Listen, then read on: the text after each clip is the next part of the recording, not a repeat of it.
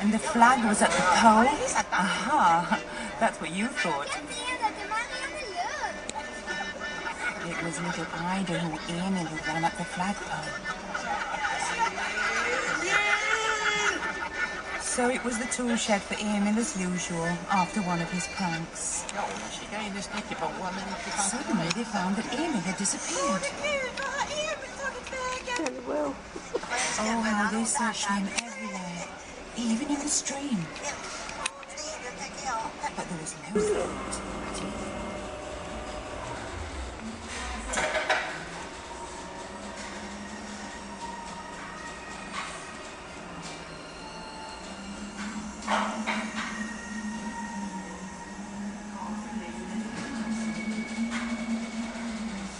Have you noticed that we're flying?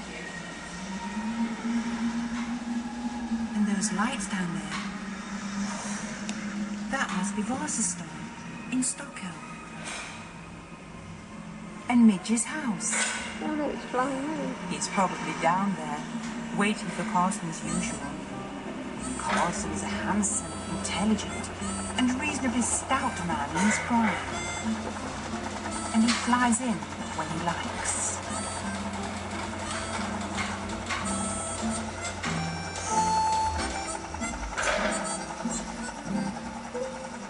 Carson lives in a little house on the roof. And here it is.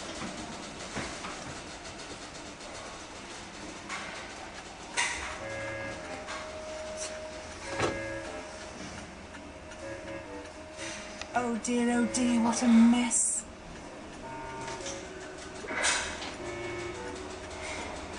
We don't want to stop here. He was no bigger than a thumb, and he lived under the floor under Bertil's bed. He rented a flat there from a horrid rags.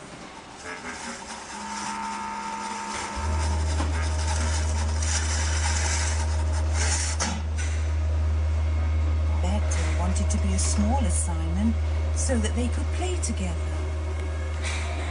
She's tail coming through. It's fun to be so small that you can bathe in a sugar bowl.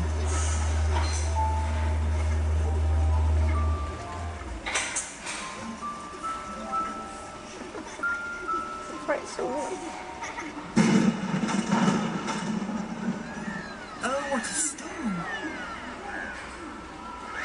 Robbers hang out.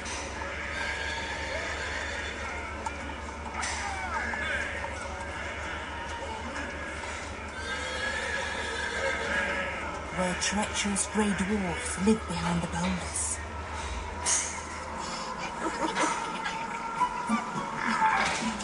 And rumphobs through the roots of the trees.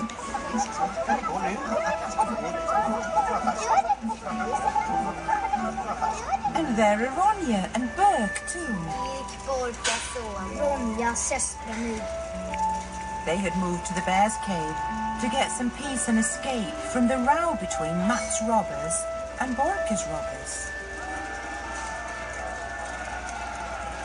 Mats robbers were standing beside Hell's Gap, furious because Bork's robbers had moved into the fort without permission.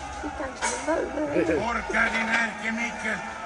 Jag ska häva dig ut ur Mattisborgen. Får upp pipsvängen med dig, Matti! But in the end, they became friends.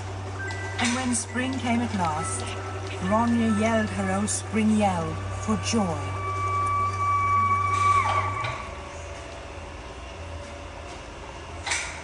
But what's going on here? There's a fire. This was where Jonathan took his sick little brother on his back and jumped out of the window. There was no more Jonathan. He died when he jumped out, and poor Rusty was left alone. But one evening, a snow-white dove flew up and perched on the window ledge, and Rusty knew at once that it was Jonathan. Konstigt, vem där på dig? Satan, jag kommer.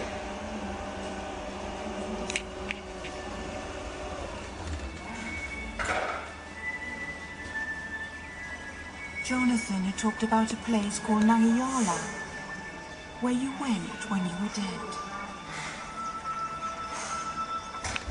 Fishing. Imagine Rusky's joy.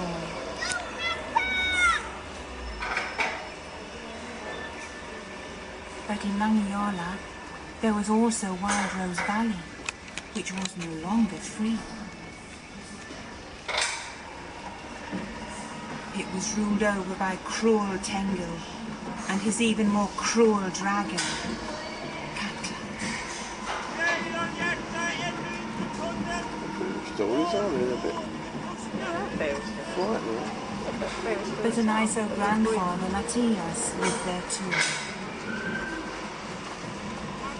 Jonathan and Rusky hid in his house until it was time to set out for Tengu's country. Their journey led across the bridge over the terrifying Karma Falls. And it was there for the first time they saw Katla.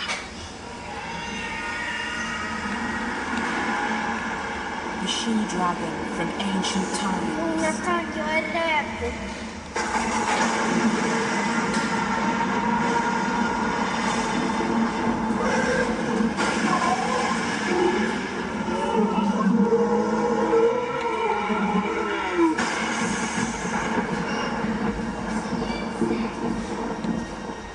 Then came the great final battle, which set Wild Rose Valley free again.